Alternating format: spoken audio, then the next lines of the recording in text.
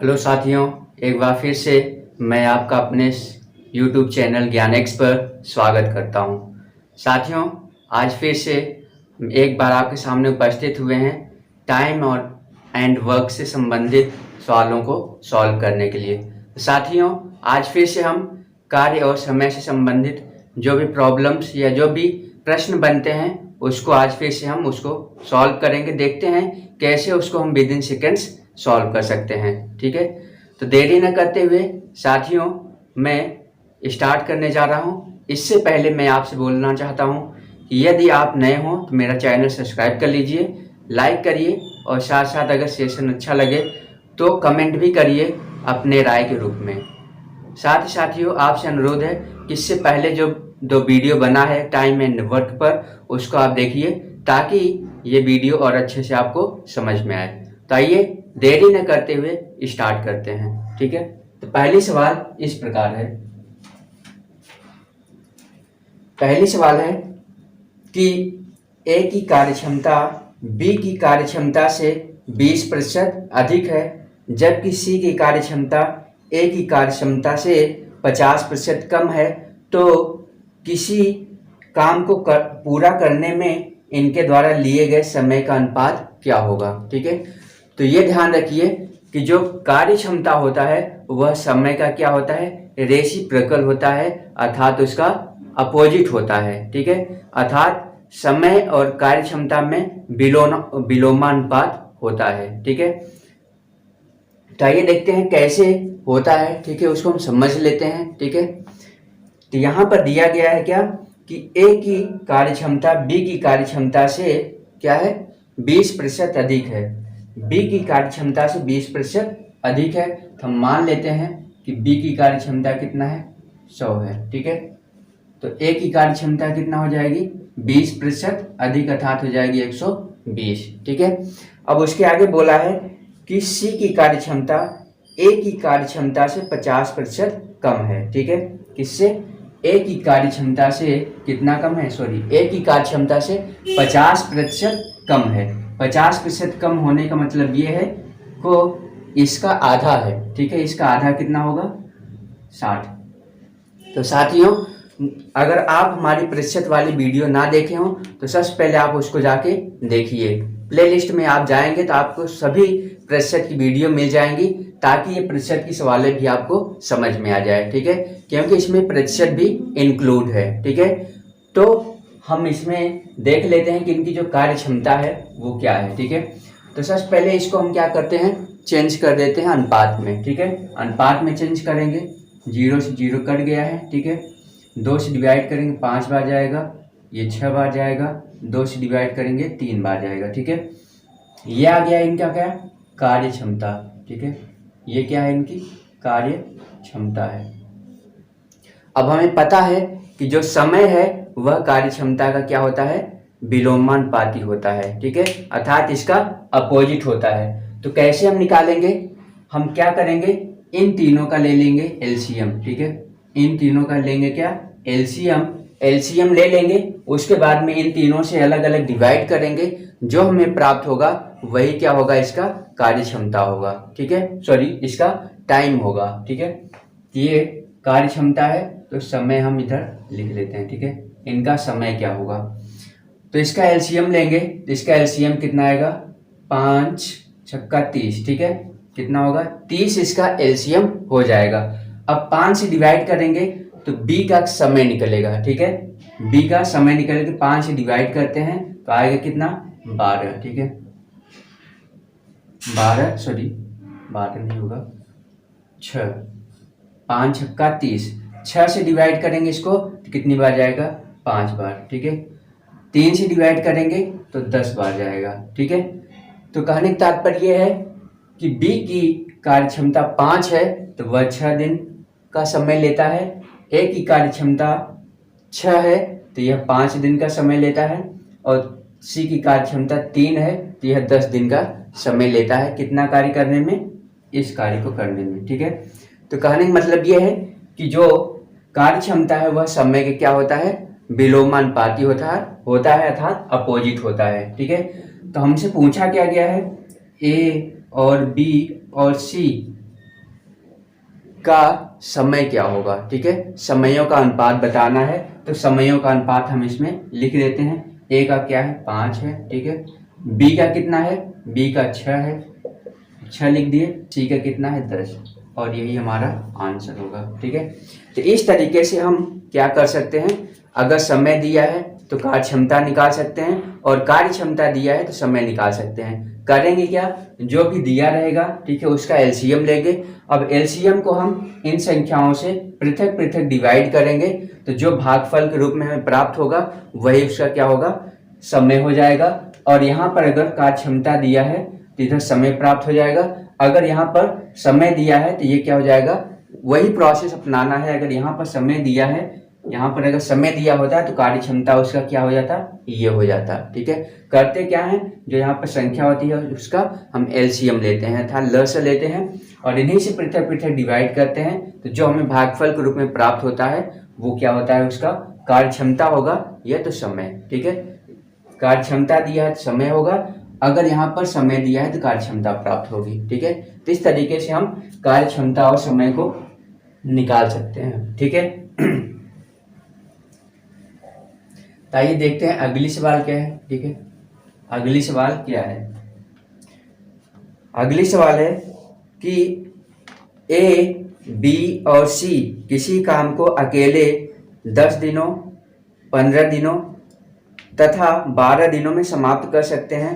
तीनों ने मिल करके 1,20,000 रुपये में एक ठेका लिया, इसमें बी का हिस्सा होगा। ठीक है, इसमें बी का हिस्सा पूछा गया है। ठीक है, 3 लोग हैं, कौन कौन सा है, ए है, बी है और सी है। ये तीनों इस काम को क्रमशः कितने दिन में कर सकते हैं, 10 दिन में, 15 दिन में और 12 दिन में। ठीक है, 10 दिन में, 15 दिन में और 12 दिन में क्रमशः इस कार्य को समाप्त कर सकते हैं। ठीक है, और ठेका कितने रुपए का लिया है, इस काम को करने के लिए कितना ठेका लिया गया है, मतलब उस कार्य को समाप्त करने के लिए कितना पैसा लिया गया है इन तीनों के द्वारा, तो वो है टोटल 1,20,000। ठीक है, टोटल कितना पैसा लिए हैं, 1,20,000। 1,20,000 ये उस कार्य को करने के लिए ले चुके हैं। तो इसमें पूछा क्या है, इसमें पूछा है कि बी का हिस्सा क्या होगा। ठीक है, इसका हिस्सा हमें बताना है क्या होगा। तो साथियों, इसको सॉल्व करने से पहले ये ध्यान रखना होगा कि यहाँ पर अगर समय दिया है, ठीक है, ये क्या है, समय दिया हुआ है, ये समय दिया हुआ है। जो पैसा है वह पैसा कैसे वितरित होता है, कैसे बांटा जाता है, वह समय के अनुसार नहीं बांटा जाता है। वह किसके अनुसार बांटा जाता है, वह सदैव कार्य क्षमता के अनुसार बांटा जाता है। तो सबसे पहले हम क्या करते हैं, कार्य क्षमता निकाल लेते हैं। यहाँ पर ये समय दिया है, यहाँ पर हम क्या निकालते हैं, इनकी कार्य क्षमता निकाल लेते हैं। ठीक है, तो ये कार्य क्षमता निकालते हैं। तो सबसे पहले क्या करेंगे, हमें पता है कि क्या करेंगे, इसका हम एलसीएम लेंगे। ठीक है, एलसीएम लेंगे तो एलसीएम को हम इनसे पृथक पृथक डिवाइड करेंगे, जो भागफल प्राप्त होगा वही हमारा क्या होगा, कार्य क्षमता होगा। ठीक है, तो ये एलसीएम ले लेते हैं। तो एलसीएम लेंगे तो आ जाएगा कितना, ये 60। ठीक है, आ गया एलसीएम कितना, 60 आ गया। अब हम 10 से डिवाइड करेंगे तो आ जाएगा क्या, कार्य क्षमता। ठीक है, अर्थात वह एक दिन में कितना कार्य करता है। ठीक है, एक दिन में जितना कार्य करेगा वही उसकी कार्य क्षमता होती है। ठीक है, तो हम क्या करेंगे, इस समय से ए पूरे कार्य को 10 दिन में समाप्त करता है, तो 60 कार्य है, तो 60 कार्य को एक दिन में कितना करेगा। ठीक है, ये निकालते हैं, ये हम पहले भी देख चुके हैं। तो इससे डिवाइड करेंगे, आ जाएगा कितना, 6। ठीक है, अर्थात ए जो है वह इस 60 कार्य का जो छठवां, कहने का तात्पर्य है कि 60 कार्य है टोटल, अगर वह 10 से डिवाइड करेगा इसको तो आ जाएगा क्या, ए का एक दिन का कार्य। ठीक है, ए का एक दिन का कार्य ही क्या होगा, क्षमता होगा। ठीक है, किसका, ए का क्षमता। 15 से डिवाइड किया जाएगा तो आ जाएगा क्या, बी की कार्य क्षमता, मतलब बी एक दिन में कितना कार्य करता है, एक दिन में जितना कार्य करता है वही उसकी कार्य क्षमता होगी। तो 15 से डिवाइड करेगा तो 15 चौका 60, 12 से डिवाइड होगा तो हो जाएगा क्या, 12 पंचे 60। ठीक है, तो इस तरीके से हमें इनकी कार्यक्षमता पता चल गया है। कार्यक्षमता क्या होता है? एक दिन में किया गया कार्य ही क्या कहलाता है? कार्यक्षमता। तो कैसे निकालेंगे? जो समय दिया है उसका एलसीएम ले लेंगे और इनसे हम इन समयों से पृथक पृथक डिवाइड करेंगे। जो भागफल के रूप में प्राप्त होगा वो क्या होगा? इनका क्रमशः क्षमता हो जाएगा। ठीक है, अगर क्षमता यहाँ पर दिया है तो वही प्रोसेस करेंगे, इनका एलसीएम लेंगे और एलसीएम को इन तीनों से पृथक पृथक डिवाइड करेंगे तो यहाँ पर इनका क्या आ जाएगा? समय आ जाएगा। ठीक है, प्रोसेस दोनों वही करना है। कार्य क्षमता दिया है तो भी वही प्रोसेस लगाना है समय निकालने के लिए, और समय दिया है और कार्य क्षमता निकालना है तो वही प्रोसेस हमें लगाना होगा। ठीक है, तो इस तरीके से हम क्या कर सकते हैं? एक दिया है दूसरा निकाल सकते हैं, तो दूसरा दिया है तो एक निकाल सकते हैं। प्रोसेस सेम वही है, एलसीएम ही लेना है। ठीक है, तो कार्य क्षमता में पता चल गया है क्या होता है? एक दिन में किसी व्यक्ति के द्वारा किया हुआ जो कार्य होता है वही क्या होता है? उसकी कार्य क्षमता होती है। तो ध्यान रखना, जिसकी कार्य क्षमता अधिक होगी उसको वह कार्य करने में कम समय लगता है। ठीक है, और जिसकी कार्य क्षमता कम है वही कार्य करने में उसको अधिक समय लगेगा। ठीक है, इसी वजह से क्या होता है? कार्य क्षमता और समय क्या होते हैं? रेसिप्रोकल होते हैं, अर्थात विलोमानुपाती होते हैं। ठीक है, चाहिए हमें बताना किसका है? इसमें सी का भाग बताना है। ठीक है, सी को कितना हिस्सा मिलता है? कितने में? 1,20,000 में सी का कितना भाग है? ठीक है, तो क्या करेंगे हम? सीधा सीधा सी को कितना प्राप्त होगा? 4। ठीक है, 4 प्राप्त होगा। हम करेंगे क्या? 4 का इसमें गुणा कर देंगे। ठीक है, सी को कितना प्राप्त होगा? सॉरी, बी को कितना प्राप्त होगा? 4 है। ठीक है, 4 बोले तो मतलब यहाँ पर जो कार्य क्षमता आता है, कार्य क्षमता के अनुसार ही पैसे को बांटा जाता है, अर्थात रुपए को बांटा जाता है। तो बी की कार्य क्षमता कितनी है? 4 है, तो 4 का इसमें गुणा कर देंगे और इसमें भाग किसका करेंगे? इन सभी के योग का। तो 6, 4, 10, 5, 15। ठीक है, ये आ गया कितना? 15। 15 से इसमें डिवाइड कर देंगे। ठीक है, तो क्या करेंगे? ये जो आया है अनुपात आया है इन तीनों के कार्य क्षमता का, उन तीनों के कार्य क्षमता का जो अनुपात आया है उस अनुपात को क्या करेंगे? हम जोड़ लेंगे। ठीक है, अर्थात अनुपातिक योग निकालेंगे।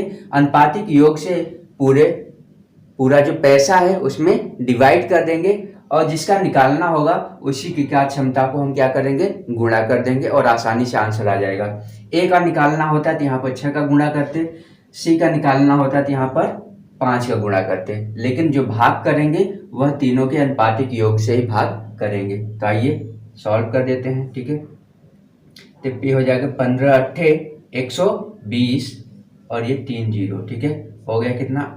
8 चौक 32, अर्थात 32,000 बी को मिलेगा। ठीक है, बी को कितना मिलेगा? 32,000। ठीक है, इस पूरे कार्य को करने के लिए जो बी का हिस्सा आ रहा है वह आ रहा है कितना? 32,000। ठीक है, तो इस तरीके से साथियों हम आसानी से सवालों को कर सकते हैं। ठीक है, आइए देखते हैं अगली सवाल क्या है। ठीक है, अगली सवाल क्या है उसको भी देख लेते हैं। और साथ ही जो टेक्निक बता रहा हूँ, जो बातें बता रहा हूँ, आप उसको अच्छे से कंठस्थ कर लीजिए, क्योंकि इस पर आधारित बहुत ढेर सारी सवालें सॉल्व हो जाएंगी। इस टाइप की जितनी भी सवालें आएंगी सभी सॉल्व हो जाएंगी। और हमारे साथ आप जुड़े रहिए ताकि आपका नॉलेज बढ़ता रहे। इसके लिए आपको चैनल को सब्सक्राइब करना है, लाइक करना है, साथ ही साथ अपने साथियों के साथ में शेयर भी करना है ताकि उनका भी नॉलेज बढ़ता रहे। तो ये देखते हैं तीसरी सवाल क्या है। तीसरी सवाल है कि ए और बी ने मिलकर एक काम को 85,000 रुपए में पूरा किया। ए इस काम का 2/3 भाग तथा बी इस काम का 3/4 भाग क्रमशः 12-12 दिनों में पूरा कर सकते हैं। बी को कितने रुपए प्राप्त होंगे? ठीक है, इसमें बी का हिस्सा पूछा है, कितने रुपए प्राप्त होंगे। ठीक है, तो इसमें बोला क्या गया है? जो ए है, ठीक है, क्या बोला गया है? ए किसी कार्य का कितना भाग? 2/3 भाग। ठीक है, ए किसी कार्य का 2/3 भाग 12 दिनों में करता है। ठीक है, और बी किसी कार्य का मतलब इसी कार्य का 3/4 भाग कितने दिनों में करता है? यह भी 12 दिन में करता है। ठीक है, तो सबसे पहले साथियों हम क्या निकालेंगे? सबसे पहले हम निकाल लेंगे इसमें क्या? इसमें सबसे पहले हम निकालेंगे क्या, इसमें हम निकालेंगे कि ए पूरा कार्य कितने दिन में करता है, बी पूरा कार्य कितने दिन में करता है। सबसे पहले हम ये निकालेंगे, ठीक है। तो आइए निकाल लेते हैं। तो हमें पता है कि इससे पहले वाली वीडियो में हम इसकी चर्चा कर चुके हैं कि कैसे हम अगर इसमें किसी कार्य का कुछ भाग दिया है कितने दिन में किया जाता है, पूरा भाग कितने दिन में किया जाता है, यह बताया हूँ, ठीक है। तो इससे पहले आप उन वीडियो को देख लीजिए जो इस पर 2 वीडियो पहले बन चुकी हैं, ताकि ये और अच्छे से कॉन्सेप्ट समझ में आए, ठीक है। तो आइए देखते हैं क्या करेंगे। पहला भाग निकालना है, क्या करेंगे, ये 1 हो जाएगा, ठीक है। यहाँ पर 1 मतलब जो पूरा कार्य होता है वो सदैव कितना होता है, 1 होता है। इस बात को ध्यान रखिए कि जो संपूर्ण कार्य होता है वह कितना होता है, 1, ठीक है। तो इसका 1 का 2/3 भाग ये कर चुके हैं, तो पूरा कार्य पहले निकालना है कितने दिन में करेंगे।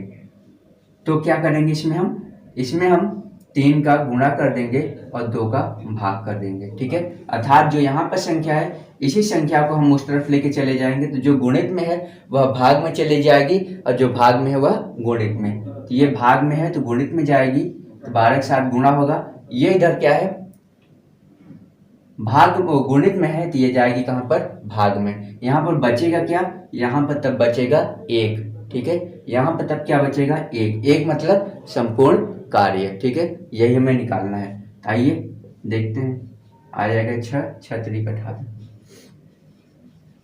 अर्थात ए उस कार्य को करने में कितना समय लेगा, 18 दिन का, मतलब उस पूरे कार्य को करने में 18 दिन लेगा। अब निकाल लेते हैं बी कितना लेगा, ठीक है। बी कितना लेगा, तो वही चीज हम करेंगे, यहाँ पर भी 4 का मल्टीप्लाई करेंगे, 3 से डिवाइड करेंगे, 3 चौक 12 हो जाएगा क्या, 4 चौक 16 दिन, ठीक है। बी उसी काम को, जिस काम को वो ए 18 दिन में करता है, बी उसी काम को 16 दिन में करेगा, ठीक है।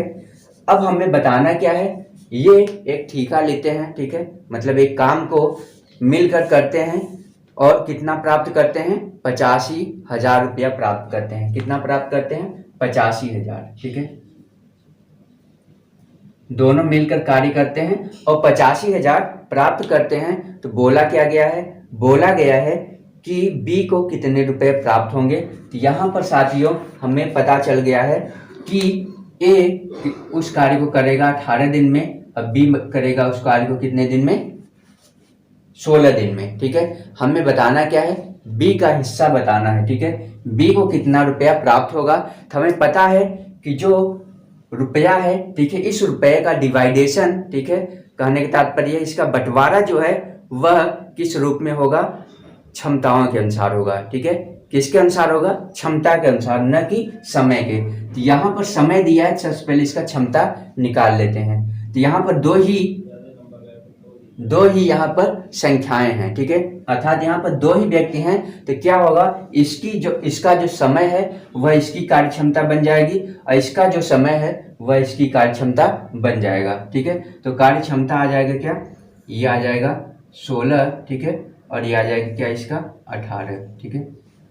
अर्थात ये क्या है, समय है, ठीक है,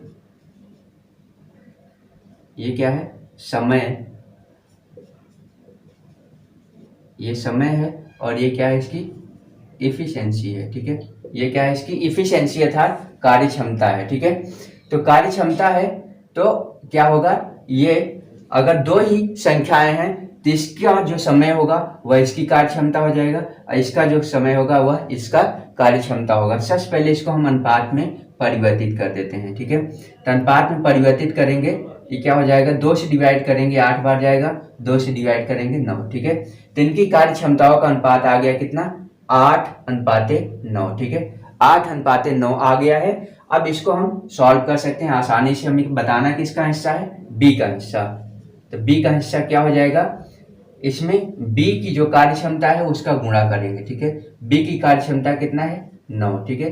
कार्य क्षमता क्या होता है, एक दिन में किया गया कार्य, ठीक है। एक दिन में किया गया कार्य ही किसी व्यक्ति की कार्य क्षमता होती है। तो एक दिन में 9 कार्य करता है, तो 9 का इसमें गुणा कर देंगे, ठीक है। और भाग किसका करेंगे, इन दोनों के अनुपातिक योग का। इन दोनों का अनुपातिक योग जो होगा वो हो जाएगा 9 8 17, 17 से भाग कर देंगे, ठीक है। 17 25 85 आ गया कितना, 5,000 और 5 9 45, अर्थात कितना हो गया, 45,000, ठीक है। 45,000 ये क्या है, बी को प्राप्त होने वाला हिस्सा है, ठीक है, अर्थात बी को 45,000 प्राप्त होगा। तो ये ध्यान रखिए, पैसे का डिवाइडेशन अर्थात पैसे का बंटवारा सदैव कार्यक्षमता के अनुसार होता है, ठीक है। अगर उसमें समय दिया है तो सबसे पहले हम क्या करेंगे, कार्यक्षमता निकाल लेंगे और उसी कार्यक्षमता के अनुसार उस पैसे को हम विभाजित कर देंगे, ठीक है, चाहे 2 लोग हों या 3 लोग हों, ठीक है, जितने भी लोग हों उनको हम डिवाइड कर देंगे किसके अनुसार, उनकी कार्यक्षमताओं के अनुसार, ठीक है। इस तरीके से साथियों हम आसानी से सवालों को सॉल्व कर सकते हैं, ठीक है, विद इन सेकेंड सॉल्व कर सकते हैं अगर इसका हमें अच्छे से अभ्यास हो गया और ये कॉन्सेप्ट अच्छे से हमारे जेहन में, ठीक है, हमारे मस्तिष्क में अगर रस बस गया तो, ठीक है। आइए देखते हैं अगली सवाल क्या है। पी की कार्यक्षमता क्यू से 3/4 है। पी की कार्यक्षमता क्यू से 3/4 है, ठीक है। तो क्यू किसी काम को पूरा करने में 12 दिन का समय लेता है, तो इसी काम को पूरा करने में पी कितना दिन लेगा, ठीक है। पहले यहाँ पर देखते हैं क्या बोला गया है, ठीक है। जो पी की कार्यक्षमता है, ठीक है, वह क्यू का कितना है, क्यू का 3/4 है, ठीक है, कितना है 3/4, ठीक है। ये कार्यक्षमता के बारे में बात किया है, अर्थात पी की कार्यक्षमता क्यू का के स्थान पे गुणित का चिन्ह कर दिए हैं और 3/4 लिख दिए हैं इसके साथ, ठीक है। तो पी की कार्यक्षमता क्यू का 3/4 है, ठीक है। अब हम करेंगे क्या, हम यहाँ पर ये क्यू है, क्यू को इस तरफ लेके आते हैं, ठीक है, पक्षांतरित कर देंगे तो इधर गुणित में इधर आएगा भाग में, यहाँ पर लिखा क्या रहेगा 3/4, ठीक है। तो हम मान लेंगे कि जो P की कार्यक्षमता है वह 3 है और जो Q की कार्यक्षमता है वह 4 है, ठीक है। तो समय क्या होगा, समय क्या होता है, इसका अपोजिट, ठीक है। अगर कार्यक्षमता ये है, ठीक है, तो समय क्या होगा, समय इसका अपोजिट, यहाँ पर 4 चला जाएगा और यहाँ पर क्या आ जाएगा 3, ठीक है। ये क्या है, इनका टाइम है, ये समय का अनुपात है और ये क्या है, कार्यक्षमताओं का अनुपात है। किसका है, कार्यक्षमता का अनुपात है, ठीक है। ये क्या है, कार्यक्षमता का अनुपात है और ये समय का अनुपात है, ठीक है। तो अगर 2 ही व्यक्ति हों तो उनका जो समय होगा, एक का समय दूसरी की कार्यक्षमता बन जाएगा और दूसरे का समय एक की कार्यक्षमता बन जाएगा, ठीक है। अर्थात इसका समय, इसका कार्यक्षमता ये है तो ये इसका समय हो जाएगा किसका, क्यू का, ठीक है। पी की कार्यक्षमता क्यू का समय हो जाएगा और क्यू की कार्यक्षमता पी का समय हो जाएगा, ठीक है। अगर 2 व्यक्ति हैं तो ही, तो ऐसे हम कर देंगे सीधा सीधा।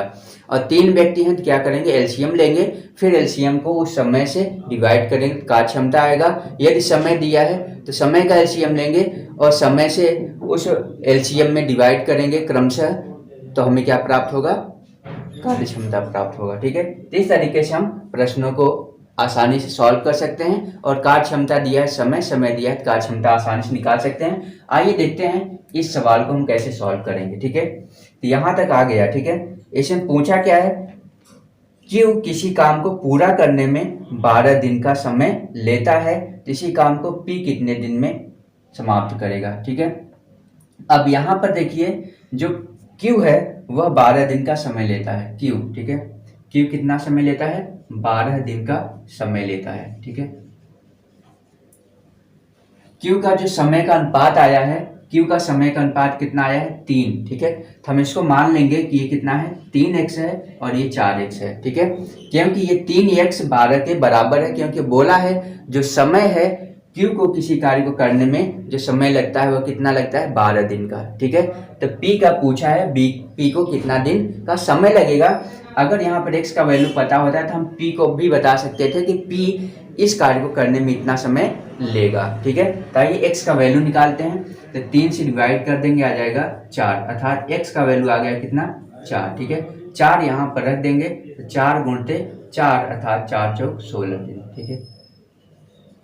तो P को इसी कार्य को करने में 16 दिन लगेगा, जिस कार्य को करने में Q को 12 दिन लग रहा है, ठीक है। तो इस तरीके से साथियों हम आसानी से सवालों को सॉल्व कर सकते हैं, विद इन सेकेंड सॉल्व कर सकते हैं अगर आप कॉन्सेप्ट को अच्छे से समझ गए तो, ठीक है। आइए देखते हैं अगली सवाल क्या है, ठीक है। अगली सवाल हम देखते हैं कि अगली सवाल हमारी क्या है, ठीक है।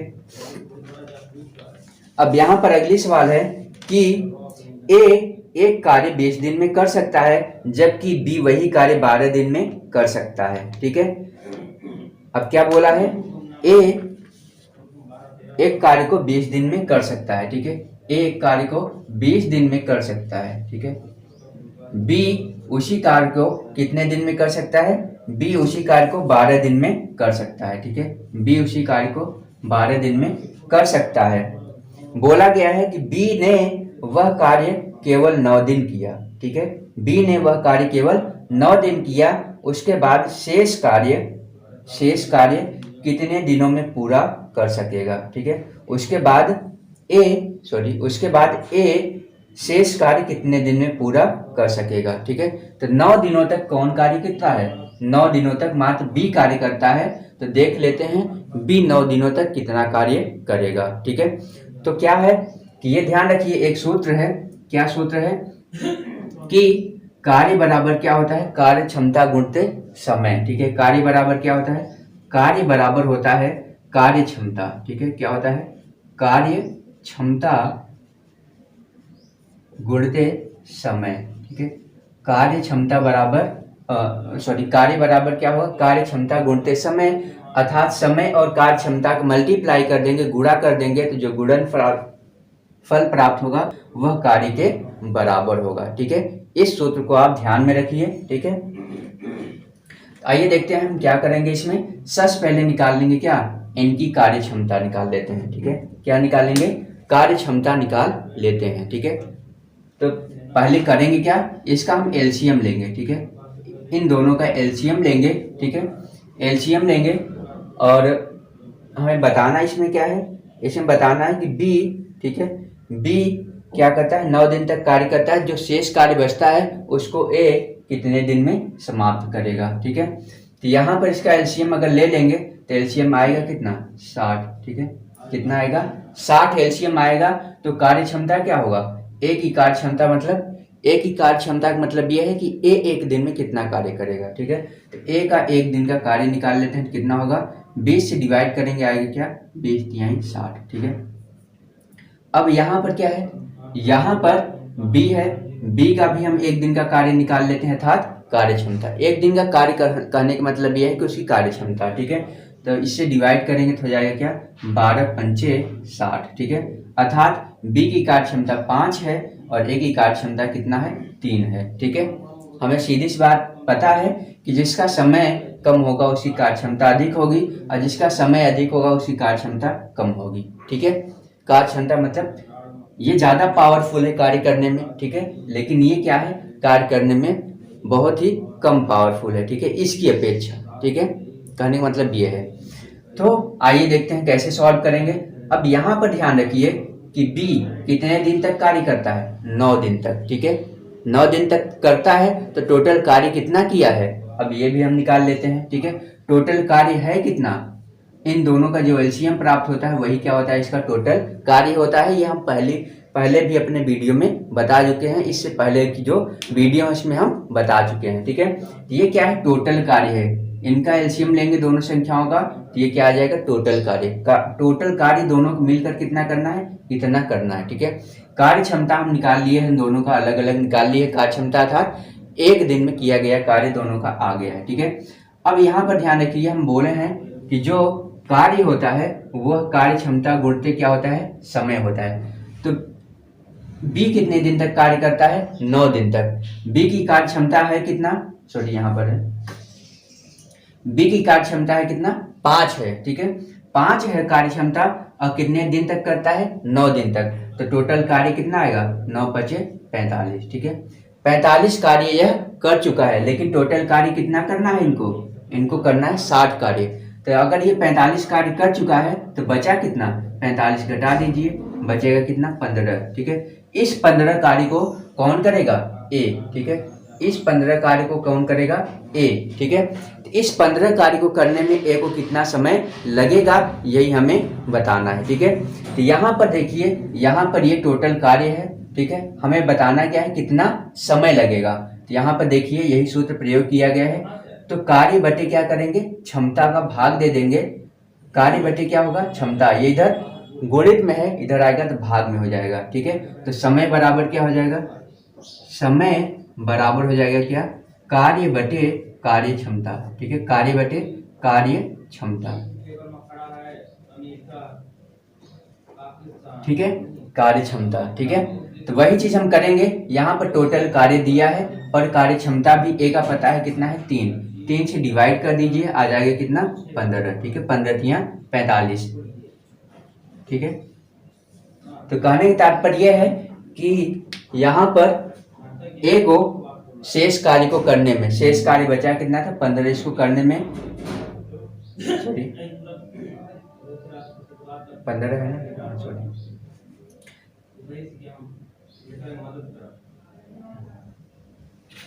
सॉरी साथियों, थोड़ा मिस्टेक हो गया है। ठीक है, ये हमें क्या करना था, यहाँ पर ये तो बी ने किया है। ठीक है, यह कार्य किसने किया है, बी ने कर दी, मतलब यह कार्य बी कर चुका है, मात्र करना कितना है, 15 कार्य। ठीक है, इस 15 कार्य को कौन करेगा, इस 15 कार्य को करेगा कौन, ये शेष कार्य है। ठीक है, 45 कार्य बी कर चुका है, 15 कार्य बचा है, इस 15 कार्य को कौन करेगा, ए करेगा। तो ए की कार्य क्षमता ये है, तो कार्य क्षमता से कार्य में हम भाग दे देंगे, तो आ जाएगा कितना, 5। ठीक है, 5 दिन होगा इसका आंसर। ठीक है, सॉरी इसके लिए थोड़ा मिस्टेक हो जाता है कभी कभार।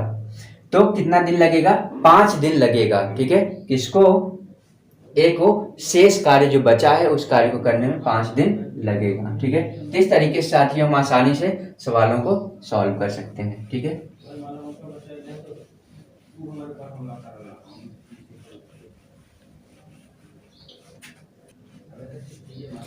साथियों आज के लिए, ठीक है, आज के लिए क्या है, आज के लिए इतना ही। ठीक है, बाकी जो शेष सवालें बची हैं, ठीक है, उसको हम अगले वीडियो में कवर करेंगे। ठीक है, तो आप हमारे साथ जुड़े रहिए और चैनल को सब्सक्राइब कर लीजिए, ताकि आपको इसी प्रकार की मज़ेदार और ट्रिक भरी वीडियो मिलती रहे। ठीक है, ताकि आपका नॉलेज इंक्रीज हो, और साथ ही साथ जो भी रेलवे ग्रुप डी का एग्ज़ाम होने वाला है, ठीक है, रेलवे एनटीपीसी का भी एग्ज़ाम होने वाला है, सीबीटी 2, बाकी और एसएससी के एग्ज़ाम है, सीजीएल और सीएचएसएल, इनके एग्ज़ाम में यह सवालें बहुत ही महत्वपूर्ण होंगी। ठीक है, इसमें जो ट्रिक बताया गया है इसको आप फॉलो करिए, आप निश्चित रूप से सफल होंगे। ठीक है, ये हमारा आपसे वादा है। अगर आप इस ट्रिक को, इस कॉन्सेप्ट को अच्छे से समझ जाते हैं तो जितने भी वनडे एग्जाम्स, जितने भी गवर्नमेंट के एग्ज़ाम्स हैं, ठीक है, जो वनडे एग्ज़ाम कराए जाते हैं, उनमें यह सभी सवालें